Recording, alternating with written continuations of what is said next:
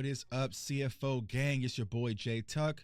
Real Cowboys fans stand up, and we are kicking off OTAs, man. We saw the boys are back in town, so we saw our Dallas Cowboys out there, got some photos, a lot of interesting tidbits that we're definitely going to talk about this upcoming week with more upcoming shows. But today, I have another special guest. Y'all know how we do. We got special guests coming in and out here on CFO Sports.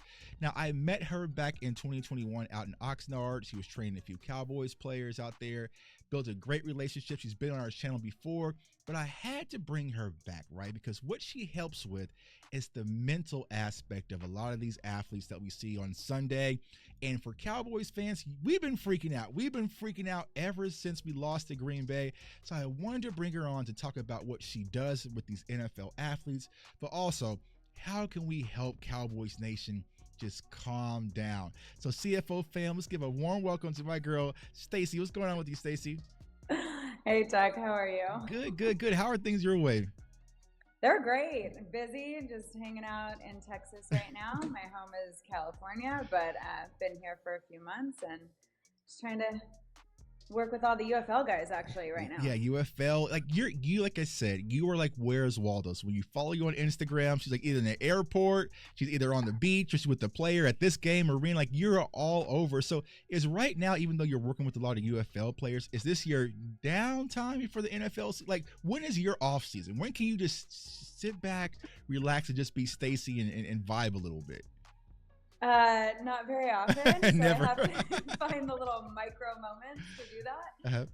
It is technically my off season, but because I have a fiance in the UFL and I work in that business as well, I'm on season, but I'm off season. Yeah. So you have to take back your job in terms of vacations. I know we saw you in Oxnard this past year, right? This past summer. Then also when we were out in Tampa again. So it's just like you are always on the move. People think I travel a lot. Absolutely not.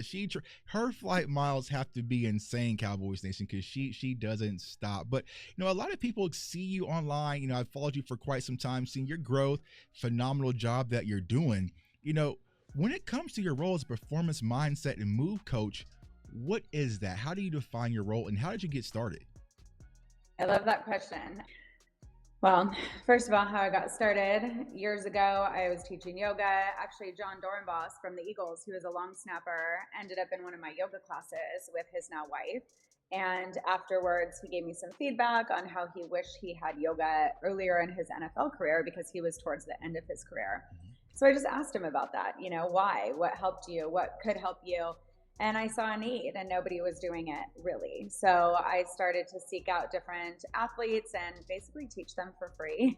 Mm-hmm. I said, if I teach you yoga for free, will you give me feedback on your position, on how this helps your sport? So that's how I got started. Then went with more rookies, was helping them from the college realm into the combine and into the draft. And so I'd help them transition with yoga, mindfulness, meditation, and sound healing.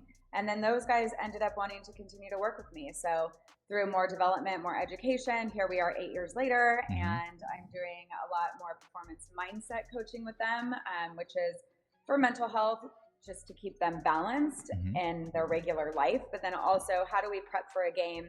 How do we work the central nervous system so that we can peak at the right time? How can we sustain that heightened state of the nervous system for long periods of time while still thinking clearly and having clarity? And then how do we recover from the game? So a lot of nervous system work, and then we do a lot of movement as well. So I do a lot of fascial work, body work on the guys, performance stretch therapy, yoga, breath work, sound healing, energy healing. So it's a whole bucket of different things. Yeah, and I think that's good, right? Because a lot of football fans don't understand it, right? Me personally, I'm a caveman, right? So when I think about football players, I think lifting weights, squatting, and and lunges, and bench pressing, like the power moves. But you're seeing a lot of players just implement yoga now. After meeting you, I have implemented yoga and stretching into my daily routines. Now, I'm still kind of because I work out at 4 a.m. So sometimes in the morning, I don't stretch out, right? But like throughout the day, sometimes I like to stretch a little bit, just keep my body warm because I'm getting old. So I'm getting old and I need to keep the body loose. And so you heard Tom Brady talk about, just his yoga implementation. We even had a rookie in Ryan Flannery, a small school guy who the Cowboys drafted. He's big on yoga. So you're hearing it's not taboo as back when I played to say, okay, I'm doing yoga. I'm working on my stretching and flexibility. And I like how you branched it from not just the yoga perspective, but also the mental perspective. So talk a little bit about that, right? I'm a brand new player. I'm coming in the league. I'm getting ready for the combine, the draft. Like, what's that initial conversation like, getting me cleared mentally to prepare for my big opportunity? Yeah, I love that question. And it is a huge jump. I mean, the college football life to the NFL life is a huge gap, and there's not a lot of preparation for these guys. They basically, and now with NIL, it's even a whole new conversation. But they're young kids getting thrown into this whole new world that is complicated, and it's a business, and it's cutthroat, and people don't care about you as much as they may have cared about you in college. You get to the NFL and you're more of a number. And even Aaron Rodgers today in an interview said, if I don't perform, I get cut. If I don't perform, the next guy comes in. Mm-hmm. And that's really how it is in the NFL. So helping these guys, first I see, where are they? What's your mindset now? How is your mindset in college? What struggles did you have with that? How's your concentration? A lot of us have what we call monkey mind or chittavriti, which is a lot of chatter in the mind, right? Oh yeah, so, I have that. Yeah. We're all like that. We all have the voices in our head. So we have to be able to tackle one thing at a time. So getting them into the right mindset, a lot of that is meditation. A lot of guys, I can't meditate, my mind's too busy. Well, that's exactly why you need to meditate. So there's a lot of different forms of meditation that, we can get into, moving meditations, seated meditations. We like to use what I call dharana, or single pointed focus. So helping the guys be able to focus on one specific thing. We usually use a mantra. So a specific word that they continue to repeat in their mind for a period of time. And then we just build on that. So that way that translates into play by, I'm on the field, there's a million things going on. There's the crowd, there's my coaches, there's my position, there's my role. How do we single pointedly focus on the play that we're on right now? And then when that play's over, you have to have a really quick transition into the next play. So we can't hang on to that. If I didn't do something right, I've got to be able to let that go quickly and then single pointed focus onto the next play. And we can deal with the film and all of that later and see why it went wrong. How can we improve? But we can't do that during the game. So how can we be quick but focused at the same time? So we practice that off the field with meditation, with breath work, and then on the field, hopefully it's just then more of a subconscious reaction. Perfect. That is great, because again, a lot of people don't understand the power of meditation. And honestly, it's something that I'm kind of new to. Because I'm reading a book by 50 Cent, right? Yes, the rapper 50 Cent, right? Hustle Smarter, Not Harder. Great book. Definitely check it out. But he talked about how meditation really helped him just with his businesses, because we're all running 1,000 miles per hour. We have families, we have children, we have jobs, we have multiple business, we got social media and people grabbing you in so many different directions. Like I said, that monkey brain thing, it's me, right? I just I'm always up late at night just thinking about random stuff, which is why y'all get so many random videos from me, probably because I'm just up thinking about stuff. But it's like sometimes I just need to shut my mind off. And so now I'm starting to get into meditation. So sometimes I'll just come down here, just turn off the lights, listen to some calming, relaxing, sounds, and just repeat, like I think I picked up from like saying this, I will achieve, or just saying that repeatedly over and over. And it sounds weird, but trust me, like you focus on one thing and just a calm and a peace that comes over you. So I can see how these athletes can definitely benefit from that, because one mistake, you can't be down on yourself, because like you said, that play clock is starting over. You gotta get back in the huddle. You got to get the next play. Like you can't, and you can see how it can bear down. Now, when you're working with these athletes, right, you mentioned, the stresses of being in the NFL, dealing with coaches and, the money and family and different things. From a social media aspect, how do you have that conversation? Because I see so many different players go through, the volatility of dealing with social media and some of the fans and trolls and all this. How do you keep them at peace? I mean, because actually I'm asking this question selfish for me, but how do you keep them at peace with dealing with social media? Social media, blessing and a curse sometimes, especially like you said, with the trolls and people who are sitting at home behind their laptop being really brave. Mm-hmm. Of course, they would never say it to your face, Course. but behind the screen, they get really, finger happy over here. So for my guys, most of the time, I say just shut it off for the season. Mm-hmm. First and foremost, shut it off. Get off of Twitter, get off of TikTok. It's a distraction anyways. We need to focus on what we need to focus on. And so a lot of them have people that'll run their social media for them so they can still have that going on without having to read all the comments. Or I say post and ghost. Mm-hmm. Put it on, get off the app. No reason to read any of the comments. Those people don't know you. They're not in the arena. They have no say in your life whatsoever because they're not a key influencer in your life unless you make them be. Mm-hmm. So that's kind of our rule of thumb. Only the people that you allow in your circle, the people that are in the arena, that are actually doing the things, are allowed to have that kind of input on you. So we kind of just shut all of that out and focus on what we need to focus on, which is, them playing. And that's great. And listen, y'all, that's not just for athletes, that's for us included. So I am stealing the post and go method because I feel like that's what happens. I'll post something and I'll go a little bit. I might walk out the door, but then I'll see something and it's just like, okay, and then I'm on attack mode, right? And it's just like sometimes you just need to say what you need to say to the world because there are people who appreciate your content, but there are trolls and that can just take away from your lack of focus, right? There's been some days where I'm so distracted on social media and what so-and-so said. When I come to the people who really support me and really needs me for content, I'm drained, right? So I can see how that can really wear down from an athlete standpoint because you get it 1,000 times more than we get it. And it can be definitely frustrating and be a distraction, which you definitely don't need because you got more than enough distractions going on playing at that caliber professional sports. Now, I remember last time we spoke about injury prevention and you were talking about, how the feet are most importantly, that's your base, that's your grounding. And another thing that I implemented, see, I listen.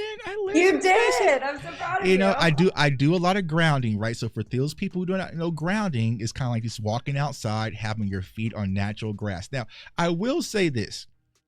Grounding in your backyard in Kansas City isn't the same like grounding on the beach. Like you're California, right? So it's a little different, right? So sometimes I go in the backyard and put my feet in the grass. I'm like, man, this ain't no white sand beach, but it still works. Okay. It kind of helps. It's going to work for now, right?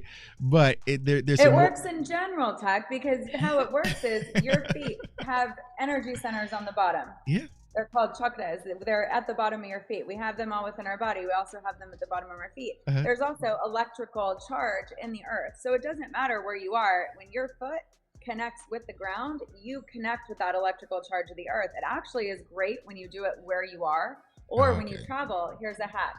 When you travel, when you get off the plane, find the first place you can take your shoes off and ground because then you're going to calibrate with that place's electrical frequency. Mm-hmm. So you're going to have less jet lag. You're going to adapt a lot quicker. And then you're going to get yourself grounded and established in that new location with those new energies. So your backyard is wonderful. Keep doing it. Yeah, but it's not Turks and Caicos. It's not Aruba. Like I really felt grounded when I was in Jamaica, right? I felt a lot more grounded because for me personally, and like the reason why I really got into grounding, because for some reason I always felt at peace when I'm in the ocean. And I was just like, I'm not the best swimmer. I can hold my own, right? But every time I'm in the ocean, I just felt naturally, at peace. And then also when I was at the beach, just having my feet in the sand, and I saw one of your videos, you were talking to him. I'm like, because I'm always grounding. I don't have on shoes. I don't have on socks. I'm just walking barefoot in the sand, and I feel so much more relaxed. And started working on my foot flexibility and different things like that. So it's very important. I think a lot of people don't understand that. So when it comes to the foot flexibility and just stretching as well, because I know you talk about that frequently, what are some of the things that you implement to a lot of your players to kind of get them, to take on the grueling season of being an NFL or a UFL football player? Well, their feet are in cleats a lot, so their toes are very smashed in there. So a lot of the times it's like cleats are super uncomfortable, right? Super uncomfortable. And I played soccer, so I lived a lot of my life in cleats too, so I understand. But your toes get really smashed, so you don't have that really good base. A lot of stuff happens with the arch and the heel. We really need big toe flexibility. And no matter what position you are, especially if you are like a position, wide receiver, running back, someone who's more running a lot. My offensive lineman, the same thing, but even more so for a skill position. If you don't have big toe flexibility, you're mostly going to recruit from your quad rather from your hamstring and your glutes. We really want to recruit from the glutes. They're the biggest, strongest muscle. So in order to do that, we have to have that big toe flexibility. So we work on that with doing what's called in yoga big toe stretch. Super uncomfortable. Nobody really likes it, but you got to do it because it helps you get that big toe flexibility. And then we do the opposite, which helps with the ankle mobility and flexibility. So we sit on our feet, you sit back, you stretch the top of the foot. So we get the bottom and the top. Start with that first and foremost. And then the fascial work that I do on the feet is really important too. Just really releasing the fascia, because fascia is like a fishing net and it wraps around our whole entire body. It's our second skin. So it's underneath our skin. It goes like this. So when our fascia gets really tight, the muscle underneath can only open as much as the fascia is open. So if we can find the opening in the fascia, then the muscle can actually find more space. So a lot of fascial work on the feet to help release that. And then a lot of yoga, Pilates to help those little tiny muscles in the feet get a lot stronger so we have more stability. Then with the mobility, because you can only be as strong as your mobility. So we want to work on both the strength and mobility at the same time so that we can get stronger through the mobility that the body has. But the feet thing, super important. It's our base, it's our foundation. If the feet are not doing well, then up the chain is going to feel that reaction. So yeah, I mean, I think that's the importance of having a good base. And even when I do a lot of draft content or film content, I'm always teaching people watch from the ground up, right? And even from you, just from a mental standpoint, right? Your base is where you get all your leverage from. That's where you get all your power from, all your control. So you have to take care of it. So I think it's good that you're really teaching the foundation for a lot of these players. And I think it gives them something else to think about versus just playing the game of football. But how are you playing them? How are you breathing? How are you handling yourself mentally? Now, when you're at these games, because you've seen all, you did this for Super Bowl champions and all. Has there ever been a time where you're sitting back and saying, just breathe, like you're coming out, like just relax? Like, are you coaching from like the stands or from the sidelines for your players? Like, come on, snap back into it. 100%. I don't go to a lot of games just because it's a lot after I've traveled, and we work late nights up until curfew, and then we work early mornings depending on what time the game is. And so by that time I'm pretty gassed. So right, like you got it. I did all I could do from here. Right? I'm like, I send them on the bus and then watch on TV. But I will go to a lot of games, and I do, especially when I have connections with these guys and we do a lot of energy work and a lot of mental work. I feel like I can kind of tune into their energy and, remind them gently, like, okay, check back in, clock back in, like, remember what your mantra is, remember what your intention is. Before they leave, we do what's called Reiki energy healing. And it's just a form of energy where I help them to feel balanced. It helps them to feel calm. It'll help their performance. It'll help them mentally. But they also tap into that frequency. So we usually have a word or a phrase or something that comes through for the theme of that game that they can then return to if they feel like they're getting a little off kilter. So then I, too, from the sideline, I'm like, okay, remember. Like telekinesis, like remember the words, yes, say it. Maybe she have like a sign, like a like, why does she hold it up? I don't even need a sign. I just send them the message. Yeah, Professor X style, right? Cool. So, like I said, you've done this and you have trained with, Super Bowl champions. What was that experience like before the Super Bowl? It's the big game. What is the mindset? How are you getting him in that calm, just, that calm spirit to relax himself in one of the world's biggest games, biggest moments? The Super Bowl was super fun. It was my first Super Bowl experience as well. So Kansas City, in Arizona. I was also at the championship game the week before that in Kansas City. So that was kind of the dress rehearsal, so to practice, speak, right? for the big game. But, my client that I was with there has a huge family. So it was actually pretty awesome. Everybody's there. His whole family's there. It was pretty loose and light, very playful, and keeping the joy in it. So I think that was the main component. And then before the game, obviously, Reiki energy healing, tapping in, really just getting the body ready, the mind calm, and then having that single pointed focus. Okay, what do you want to achieve? How do you want to feel in this game? And what do you want to do? And then go have fun. Let's Yeah. go do it, and just let things roll. So I think too much pressure can also be almost like the downfall. So you have to remember, and I remind them, like, this is a childhood game. This is a game you love. Yes, we're in this business that is very intense, but also come back to the fact of, like, you're playing something that you love. So try to pull that joy back through, and then a lot of the pressure can be released because you're just out there in the present moment having fun, playing with your friends. Right. Yeah. And that's good to remember, right? It's at the end of the day, right? Even though sometimes I feel like it means a lot more to us fans, but for them, it's just playing a game that you played your entire life and you're getting paid money to do it. So go enjoy it, because not a lot of people get that opportunity. Now, for the people who don't get that opportunity, there's still some of these things and strategies that we can implement in our day-to-day, whether it's getting prepared for a job interview or a stressful work project. So I'm going to put you on the spot. I'm getting ready for my big job interview. I've been wanting this job for years. What are some things that you would tell me to get me ready and prepared for this big moment for me personally? Basically the same thing as my players. And I do coach non-athletes as well. And I coach a lot of high performers, a lot of CEOs. And so they do have big meetings and big interviews. So for you, I would have obviously a longer call with you and we do some other things, but I would have you tap into what it is that you're visualizing that you want in your life. What is it that you want? And not just what is it materialistic, but what is the feeling you want? Why do you want the job? What's the feeling that you're going to get from the job, and bring it into your body? And then remember where you came from and what your expertise is, and be really confident in that. So why am I searching this job? Why am I seeking this job? What are my qualifications? What is my purpose? And hopefully you're applying for a job that you're really passionate about, right? Otherwise, why are we doing this? But I'd have you tap into that. Why am I good at this? And come back to your worth and your why. My why and my worth. Always start with your why. Always start with the why. It's a good book. You should actually read it as well. And now for a different scenario, okay? So I got that job that I wanted so bad, Stacey.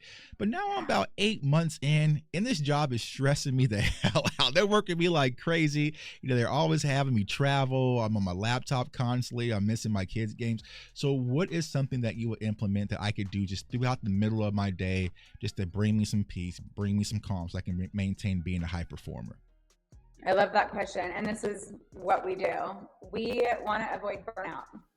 And when we go, it's just like our cell phones, right? They're only going to go so long, and then we need to plug our cell phone back in, give it a rest, then it can work again. Same thing with us. We need to take those mini micro breaks throughout the day, because a lot of high performers, we don't have a lot of time to take a whole day or a week off. So it's the little moments in the day. So do we put it in the morning? Do we put it in the afternoon? Do we put it in the evening? We look at your schedule. So I'd be like, okay, Tuck, let's go through a normal day. Where can we fit in 5 minutes, 10 minutes of just sitting outside under a tree and just breathing? How can we fit in a walk in the park? How can we fit in, maybe you just lay down with your legs up the wall and decompress for a couple minutes. So finding what works for you, number one, to get that nervous system regulation, because it's all about the nervous system. We want to get it into that rest and digest. So how do you best feel that you can have that calm moment? And then we systematically work those little moments throughout your day so that it's like a drop in the bucket, right? So we work, we need to recover, we work, we need to recover, and so on and so forth. So you don't go to burnout. Yes. And that is a key nugget, because me personally, I just work, crash, wake up early, work, might take a break, then I crash. So it's just like, I think that's where I need to actually get better at, is putting that time in my calendar to say at noon, I'm going to go for a walk, or at 1, I'm going to go for a knock, versus, I have a little break, but I need to do this. I need to get this other task, and I'm constantly moving. And then when it comes around 9, my Mavericks played at night. So probably around 11 o'clock, I'll just crash and wake up morning on the go. Which you can definitely have those burnouts, which I definitely want to prevent. So listen, y'all got a lot of free nuggets. I want you guys to comment below and implement a lot of these strategies. Like, where are some of the instances where you might be struggling? And here's the thing, you can follow her on your social media. What is your social media for everyone looking to find you? It's _Soul Wellness. There you go. SOL. Follow her on Instagram. Now, she doesn't have a YouTube channel. I've been talking to her for years to just get on YouTube, but that's a work in progress. We're working on it, but follow her on Instagram because she'll just drop nuggets on the stories and just sometimes like, you know what? I'm going to take that, right? So sometimes she'll drop a video. I'm like, are you moving? I'm like, absolutely not. I'm working right now. So let me get up and move a little bit. So, keep doing the incredible job that you're doing. You take, your rest, your breaks, your vacations, because I know the NFL season kicks off here in a few weeks. You're going to be all over the go, man. But I definitely appreciate all the things that you taught me personally. And I see the things that you're doing for these athletes, because I don't think that a lot of people understand what they go through on a day-to-day basis. But if anyone can understand and tap in with them, it's you. And the most important piece, I love that you're living your passion. It's something that you just started. You didn't even know it was a job. It just ended up turning into a job. And so if anyone can find the inspiration from that, she was just teaching yoga, absolutely just ran into an Eagles player, and then it created different opportunities for herself, and look where she's at now. She does for a lot of talented players. We're not going to name them, but it's a lot of my favorites. Former Cowboys players who are no longer on her roster, unfortunately. But just so sad. But I did teach yoga for them at training camp. At training camp, yeah, she did at training camp. So yeah. Well, Stacey, it was a pleasure having you on as always. I will talk to you soon. Keep up the great work. And everyone, Cowboys Nation, let's relax, have some woosah, and enjoy the upcoming season. Remember, it's just a game. It's just a game that we're not even playing. You know what I'm saying? We're not even playing a game. So we can relax a little bit, but I understand on Sundays, I'm probably on the texting like, Stacey, I'm freaking out. You're going to tell me to tap in and breathe like I'm going to the game. But everyone, appreciate you guys for tuning in. If you're seeing me for the first time, follow me on all social media platforms at JTuck151 and the YouTube channel CFO Sports. I want everyone to stay safe, stay blessed, stay encouraged, and just relax and breathe and enjoy the moment. Peace out.